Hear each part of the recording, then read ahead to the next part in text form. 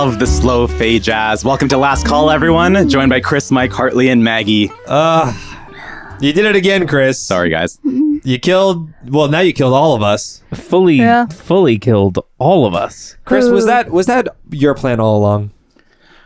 Listen. Yes, the answer is yes. Like, we know we made mistakes. We're aware. Yeah. But I don't. Could we have killed a dragon? You guys didn't even touch the No, dragon. we didn't. No, we didn't. And it was, yeah. As far as how I described it, that dragon never existed. Yeah. I think it was way above our pay grade. It wasn't. Yeah. It was a trick we scene. didn't do any damage to the actual thing that was the problem. Yeah. We fucked up with that. The minor I illusion. think there's nothing we could do. I should have used like minor illusion and like have someone run in. You know I what? could have used more of my spells. Before we get into the actual specifics, Yes. Let's start off the top. I'll tell you one thing. Yeah. Tell us the thing. I'm gonna. Yeah. Christopher Black, That's me.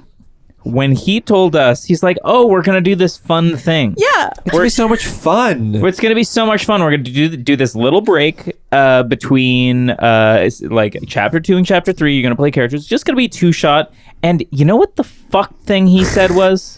What? Christopher Black, That's our me. This guy. intrepid love DM, how he says that's said that, oh, it's good to like one to like explain the context of the Feywild, but also in case your characters like Clue, Dylan, and Minx died, and we needed somebody with like actual context to like step in to like join like your crew. You did say that. Yeah, You did Like, say that. He was like, oh, you know, by the end of the 2-shot, like you could have these A people that a backup. You could have a Yeah. backup Yeah. that you already know how to play. Yep. Fuck you. I went into it going like, this is my like true backup if I need him to be. Like, I can play this. This will be fun. Chris loves for us to write people and characters that we love and then Kill torture them. them and kill them. Okay, and I'm gonna say something really sadistic sounding. Please. I make you guys grow attached to these characters Yeah. for these reactions. Yeah. Oh, 'Cause great. This is the Oh. this is genuine. This is Yeah. manipulative, Oh. is what it is, Chris. It's good. This It is a good. toxic work environment. Where is our HR? John Tree was the best. John Tree was great. I just love it because, like, also within, again, another like thing that Chris kind of told us about, where it was like, it's going to be a 2-shot to, you know, set up people for like the world. And I was like, oh, it's going to be a nice little like history adventure, role a play. little like literally. I think it was said in like the terms when your uncle came in, where it's like it's basically like a fetch quest, and I was like, cool. I'm my first time playing in the Fey. So excited. Yeah. Well, yeah, like that's the Murder. thing. When he explained at the beginning of last session, when Chris as Jonas Standy explained like, you know, and you're gonna bring it back to Titania, like that felt to me like that's the conclusion of these 2 sessions. Like we're gonna have a thing. I was under the impression that Ervin Ellisir wasn't a bad guy. I thought he was just a Fey guy. Yeah, I me didn't. too. I didn't think he was an evil villain man. I thought like we were going to either go get our asses kicked and then he was going to come save us and take the sword, or we were going to be able to take the sword, give it back, and then Queen Titania was like, this is my right-hand man, Ervin Ellisir. Yeah. Like it's his. Like buddies rather than Enemy, big red alarm. not like just also like just in world wise, like weird that he's just hanging out in the Equinox in a cave holding fucking this because scary, dude. It's the mid ground of the Fae. Yeah. like it's truly like it's the no man's land of like this world of this plane. And so to just have like a cave built out with basically a little mousetrap of like some cheese outside of it's such an interesting like taunting people to come in, like trying to. Well, okay, so it sounded like he at the end of that is like he's trying to collect bodies. Yep. So there's another thing going on there. It seems like Ervin Ellisir is like trying to collect. Essentially was the perfect mousetrap. You Yep. beckon unsuspecting adventurers in. They see the sword, they touch it, Yeah. and just like molasses, they're stuck It's like there. a golden goose. Yeah. It's just I got a unfortunately now it's like metagamey because I know for damn sure that when Clue sees that sword, he's you're gonna touch it. I'm touching that sword. Clue is the chosen one. That's Clue's vibe a lot of the time. The cool thing is, like, I didn't expect that we would even get close to the relic or even close to Erev and Elisir. Yeah. I thought this was going to be like an offshoot mission. I thought we were genuinely thought we were going to succeed and like bring something back and like meet a little bit of everyone, quest. You know? Yeah. Something nice and light. When the session started, I thought it was the sword. But I did think it was going to be the sword. It seems that Chris did not get enough from episode 23. After murdering an entire city and elves on the top of a mountain, he was like, allegedly. Now he's like, allegedly. He was the greatest guy. He's what like, about the murder? He's like, what murder? He's like, well, if I can't kill your main characters, maybe you could spend a couple of weeks making a new one, and then I'll kill that instead. Listen, I may have said this off mic, but I haven't said this in any of the last calls. But this side quest, not only taking a break from the characters, but had a huge purpose. Yeah. There's a reason why it was set 15 years before the events of Team Not the Time. The events that took just place in the last 2 episodes set up a lot of what's been happening in the main campaign. Interesting. I'm really curious to see how that's going to play out. And I can't wait to see in the main campaign like those things shine through. Yeah. Right? I'll say this without giving too much away. This is heavily related to why Kinala Silentstar went back to the Fey. Also, interesting. Oh my god. Also, interesting. If like we specifically in Hallow knew that nobody had their hands on this sword really yet, we probably wouldn't have been. Yeah. Like, so, oh my god, we thought that he was one of the ones that could also hold it. So my thought here is with the Power Gauntlet. Yeah, well, not Power Gauntlet, but like, what's his thing? What's his relic that currently the brother has? The staff. The staff with the lightning on it. The staff in the shape of a lightning bolt is what Faradin has right now. And now, maybe this isn't even something for the last call. I know that you said Chris does these things where he really likes to like hint things at us just to make us like sweat, and also so to feel dumb later on. And to feel dumb later on. He's just malicious and a bad guy. That's me. So he love you, Chris. He said before this session one that he was going to let the outcome of something very serious at the start of chapter 3 be dictated by a dice roll, by one dice roll at the beginning of what is for us now next episode. Yeah. Without giving too much away, is that dice roll related to anything that happened in these 2 sessions, or is that completely unrelated? Fuck you. Interesting. Interesting. I wanted this to feel like a fun little side quest, but at the same time, so fun. I wanted it to be so much fun, relatable to the main campaign. That's why we have characters like Jonah Standy, we have Titania, who's once again mentioned, and we have John Cree, so relatable, classic Erev and Elisir, and of course, you have finally seen the sword relic. Yeah, and the relic, which looks beautiful. Looks old and new. I like that descriptive. I wonder, from just an outside perspective now, I'm like, I wonder how many people Jonas sent to go get it. Yeah. That's a good question. Yeah. Like before he was kind of like, I doubt it. Yeah. And that's where I'm like, I wonder how many people he sent to do that over the years. Yeah. And also kind of, or like at least when he was like, you know, it's been a while. I've now asked like 300 people. No one's come back. And also as like a diplomat, like why is he as a diplomat sending people? Yeah. Well, I'll divulge a little bit of the story, because it is a relic of Hallow, right? It is a relic of Moradin. Of course, Jonas Standy is going to be involved. Fair. And he did mention that it was a gift to Titania. So both of them have reasons for wanting this item back. Oath. Titania, back in Thorol's basement. God. She was in line. And then Erev and Elisir is the one after that. Oh, you're going back to episode 7, 4, 5, 6 or 7 in Thorol's basement. Yeah. Going back to the drawings. For that first chapter went slow, man. That's episode 7. Yeah. Wild. Welcome to 25. Oh, wow. Welcome to what's been on my mind for the last year. It's good to be here. Where you saw a long line of people that eventually leads to a depiction of Erevan Ellisir with the sword. Titania was closer to the front of this lineage. Oh. Yeah. Very cool seeing like Mad Hatter vibes. Yeah. Love that. Taking off the He's invisible, very scary. He's frightening. I love that. And the depiction of like how in the basement you can he kind of his face looked like it was shape-shifting. Yes. And here it's like not only did he shape-shift, but also his shadows are like shape-shifting. The gems coming into play. You did such a beautiful description with that. Like it's just scary. Impossible to put a finger on his identity, essentially, is what it sounds like. The face is just, you couldn't describe it, and as soon as you look away, you forget what it looks like. Yeah. I hate that. Little gray man. That's so fucking cool. Really cool.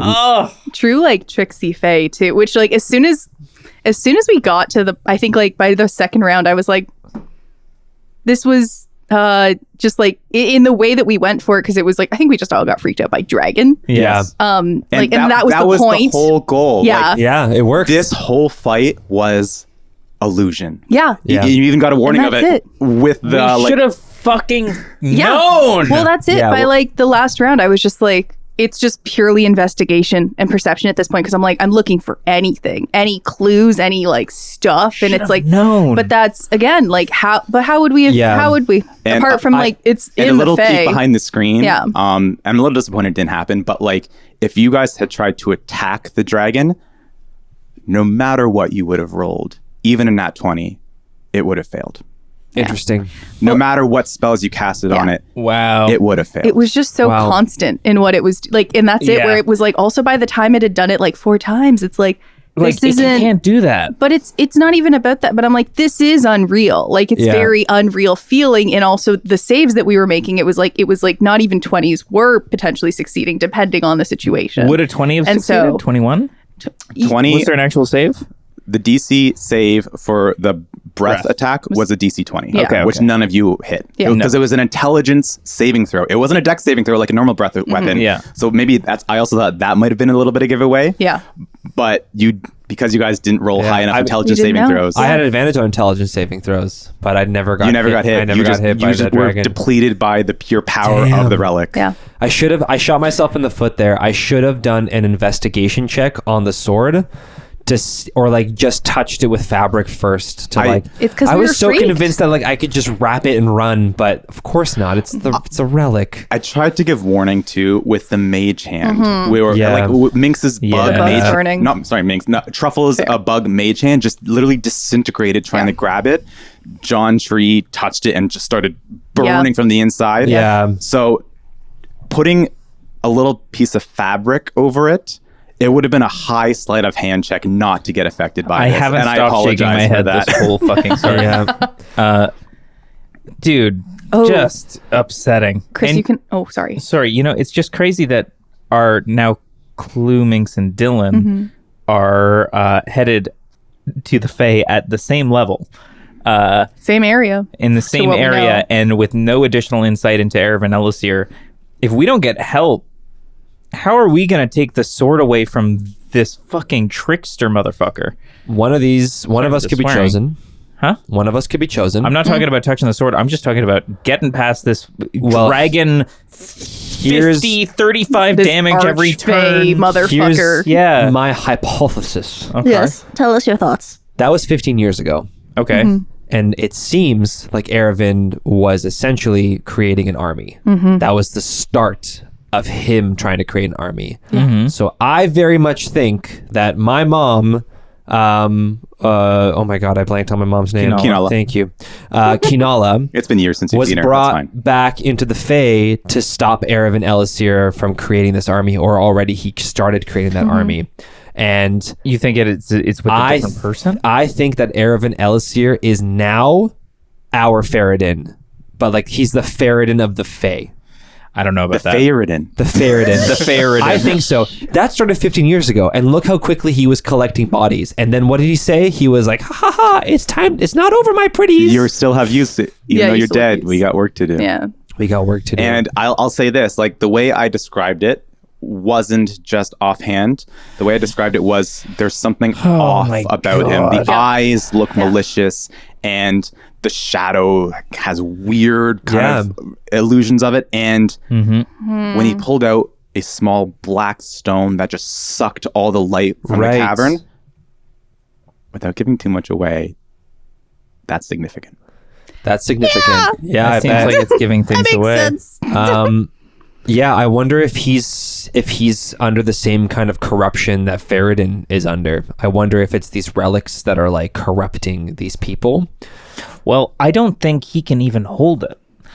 That's the one thing that I'm not sure of is that I think Ferretin is an anomaly. I think he's got something going with some form of like arcane technology that allows him to just wield, and it's fucking him up. Yeah, like we didn't see him wield it.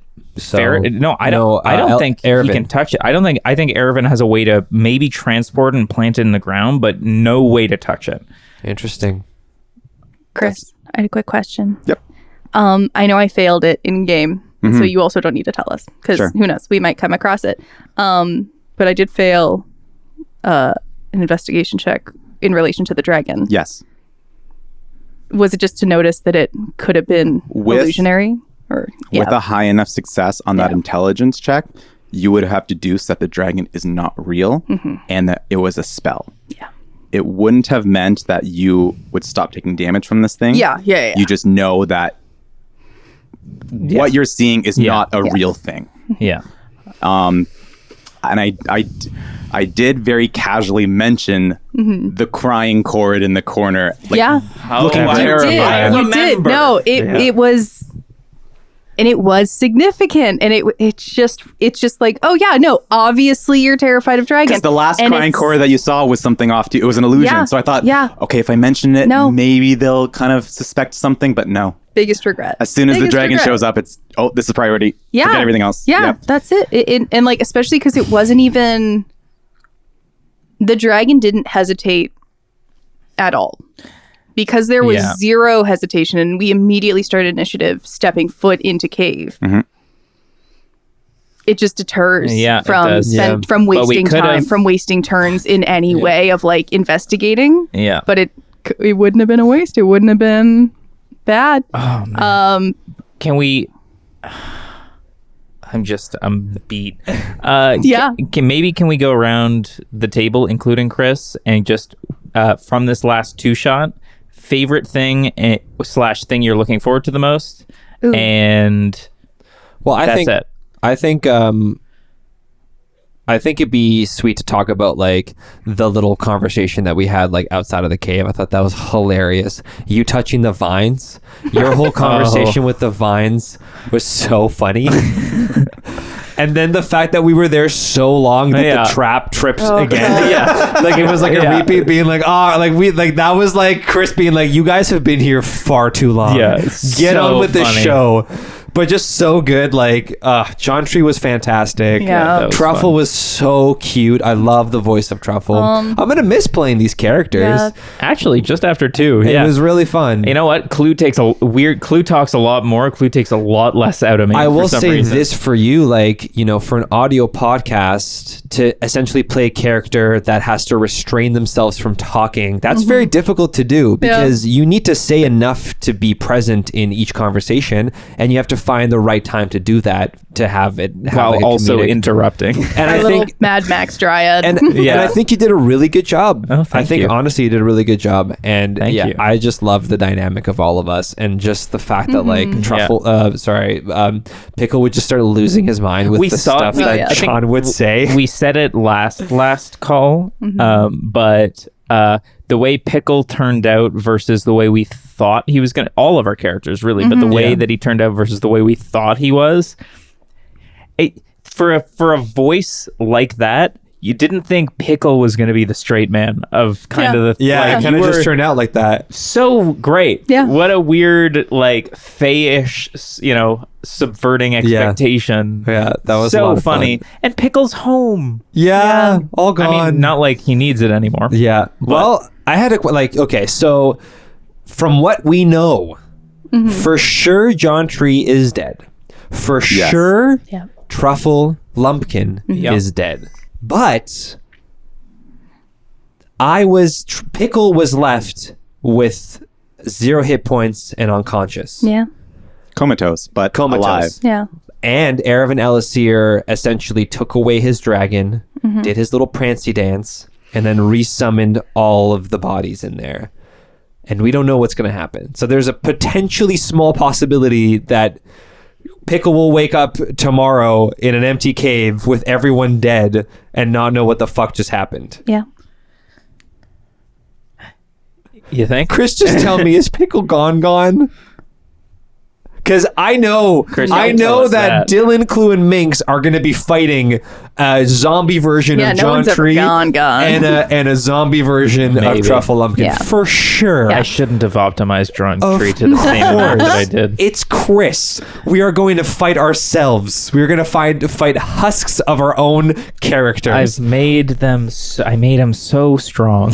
Chris, is Pickle gone, baby? Is Pickle Without gone? giving too much away. Yeah, classic line. Yeah. I have a plan for Pickle. I have a plan for Pickle. I suspected that one of you might live. So I've planned for that. Of course he has. Okay, interesting. You're going to be fucking Erevan Elisir's right-hand man. 15 years later, you're going to be like fully devoted to him. Honestly, I'm down. Pickle's got to do what he's got to do to survive. So that's actually a really fun thing. Chris, if you had to, and if he was alive, can you now do your Pickle voice? Oh, if I had to play the hit me with the Pickle. Hey, I'm Pickle! Oh, that's pretty good. He's not bad. He's a little more mature, but I guess after... Well, it's been 15 years. Yeah. 15 years. Yeah, it's pretty good. It's pretty good. Thanks! Yeah, no worries! Oh my god, guys! It's Pickle! It's all the way up in here! No. And that's why we love you, Maggie. Well, it was a fun episode, guys! Honestly, yeah, I was just happy to not be the last one standing. That was a nice change. And how'd Pickle feel in that spot? Right. Yeah, it was, well, I mean... The nice thing is that like you both died and then I just died right after you. So there wasn't a lot of contemplating and things that I had to do. All I could do was curse John Tree's name because it was because of John that I was there. You had all of your choices. I did. I will also say the one thing I was so hyped for like 2 seconds with the enlarge reduce because I was like so good. It was great idea. No one's touching. We have a shot. And then and I understand that like obviously we had to figure it out. Like that's our entire task. Of course. But like was so proud that it worked for 2 seconds. It was so good. Sorry. It was so good. Yeah. Yeah, I had to reward that. Like that was just ingenious kind of combat roleplay. Like of course. You got the sword out of the stone. Like that's all the fucking history, that's all the fucking fairy tale things. The sword is stuck in the stone, you got it out.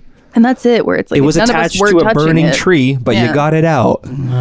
I would love to do, before we wrap this thing up, just because it's the second one of the new year, we're filming the first and the second 2 Fey episodes back to back, because now we're filming, it's a bigger setup. I'd love to just talk about, do our usual thing where we just say what we're watching, anything we've watched recently that we like, anything that we've read, anything cool, anything we want to shout out in general.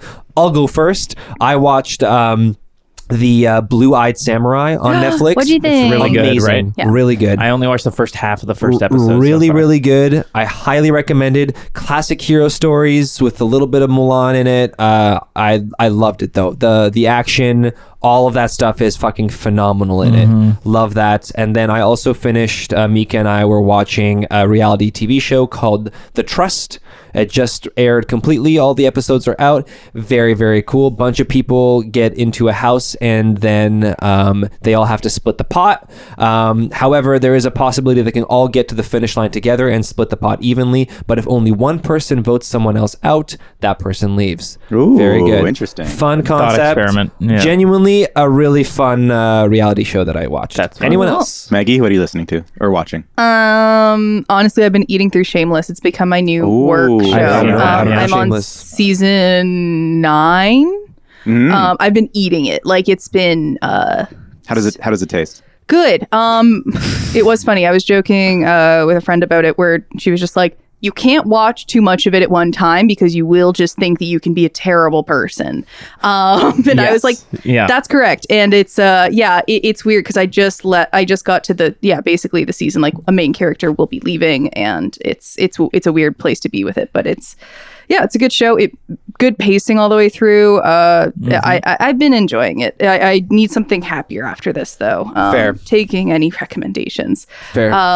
But no, and then just Baldur's Gate. Been baldering when I can. I'm honestly How's his gate doing? How's his gate doing? It's doing good. It's gating. It's gating. You haven't finished it, though, have you? I still haven't finished it. I've been taking a lot of time because I'll do like 4 to 5 hour spots during different nights, but I'll do those like 1 to 2 weeks apart. Fair. I'm in like I've been in the finale for so long, but I just finished Raphael's plot and just finished. Did I finish I finished Shadowheart's plot too yesterday. So like I'm just tying up all loose ends. God, I love this game. I'm excited to get there. Yeah, I had a big break. It got really busy, but I can't wait to jump back into it. I need to get COVID again. That's the only way. I gave up. It just wasn't my. I can't believe it. Yeah, it's tough. Yeah, it's just like not my type of game. It gets to the point where like there's too many options, but like the UI is very limiting for console. Yeah, exactly. It just takes a bit of a hurdle to get through, but. Yeah, I'm just always happy whenever I'm in a dialogue situation where I'm like, I kind of like make a shitty joke based on what a character is saying. And I'm like, oh, no. They gave me an option that's basically what I just joked about. I love that. It's very satisfying. No game's ever been able to give me that really. Like truly. Like I understand other RPGs try, but it's just so satisfying. It was play tested really well. Yeah. Like there are UI issues. There's still like the of course, the storage system. It's that big of a game. Yeah. Like and my favorite is like when you say a snarky comment like that, you see the shot of your character with a snarky face, just like looking at the situation being like, this is fucking hilarious. Because I multi-class I multi-class like a rogue bard because I was like, I want both of these for this playthrough, and it's the dialogue options are just so superior. I love it so much. Very, very, very cool. Yeah, very fun. Sorry. So cool. Me. Let's see. What have I been doing? I had a few things. I'm still reading The Lies of Loch Lamora. That's Scott Lynch. It's a good book so far. Yeah. I'm in a little bit of a slog right now, slog section of it. But it's cool. I'm just trying to constantly consume as much fantasy content as I possibly can. I'm catching up on Dimension 20 sophomore year so that I can watch junior year. There's one more. I'm really excited for Dune 2 to come out. Not sure when this episode comes out, but that looks cool. Dune 2 was made for me. It's my favorite thing. Such a boy. I love the books. They're actually kind of dog shit books, but I enjoyed the experience of reading them as a kid. I love the movies. Timothée Chalamet is great. Did you love the what's his name? What's his name from the original one? No, Kyle MacLachlan or something like that. Did you love him? No. I like him. Okay. What else? I feel like I've got one other thing that I've been doing. What? Love on the Spectrum. No, I just finished the second. Did you cry? The second season. Oh my god, I did! Oh, it's such a good show. Yeah. It's such a good show. I don't know if you guys know the premise of it, but it's no, I do. It's a dating show with people on the spectrum looking for love. Yeah, and everyone just wears all of their emotions like on their sleeve. Yeah. Are they still doing it in Australia? They're doing the Australia. That's my next one that I'm watching. I just finished the second season, the finale of the first one, and like, oh my god, I was crying at the end. Everyone is just so adorable, And I just watch it. It's the most purest, most beautiful thing ever. And it's just like, Maggie, if you want something something nice. I watched the first season. I and that's it, where I'm like, I know if I watch this, I'm going to cry. I will watch any show of second season, amazing. Any hero's journey, any camaraderie of people, anything where people like come together for a good thing, or like just nice people getting nice things given to them. I will weep. I have no bar to it. I just want to spoil the last episode, but I can't do it. I was weeping watching that. Anyway, all right, Chris, your turn. Like Hartley, I've been trying to catch up on Fantasy High sophomore year to finally watch junior year, because that's coming out. For fun, I've been reading the Percy Jackson novels as well. Yeah. Okay, nice. It's been nice. I've been enjoying them. And then watching the first season of the show as well. It's pretty good compared to like how it adapts the book. So I've been enjoying it, but just brooding away coming up with this chapter 3. Yeah. I've been watching the ALGS Pro League. I'm not sure if any of our listeners are League of Legends? No, the Apex. Oh, Apex Legends. If any of you are gamers and specifically like esports watchers, but during COVID, Hartley and I went deep into that game. During COVID, speak for yourself. I mean, you're still in it. So the ALGS Pro League. I'm a DSG fan this year because 100 Thieves were so bad last year that they were discontinued as a team. So I've got a new team. That's it from me. Well, on that note, thank you so much for listening to this last call. The next time you hear from us will be with the main campaign. Yeah, excited to go back into the shoes of Dylan Buckley. It's going to be so good. 15 years later, we'll see what the Fey looks like then. Oh my God. But once again, Chris, Mike, Hartley, and Maggie, take it away with the slow Fey jazz. Bye-bye. Bye-bye.